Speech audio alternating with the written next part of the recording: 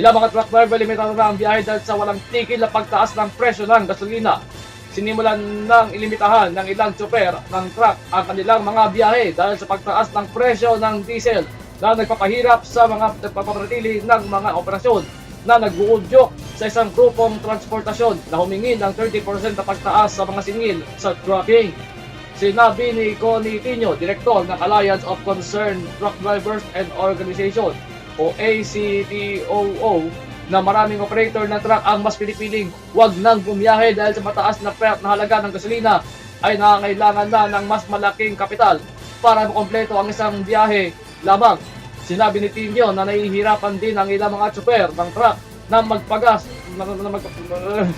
magpagasolina dahil sinimulan ng limitahan ng ilang mga gasolinahan ng pagbili ng diesel. Dagdag pa niya, hindi sapat ang halagang yon para makompleto ang isang buong siklo ng paghahatid. Sinabi ni Tino na ang ilang mga tsuper ng truck ay nakakaranas ng inilarawan niyang pagrelasyon ng gasolina habang ang iba ay nakakaranas ng mga sukata kapag bibili ng diesel.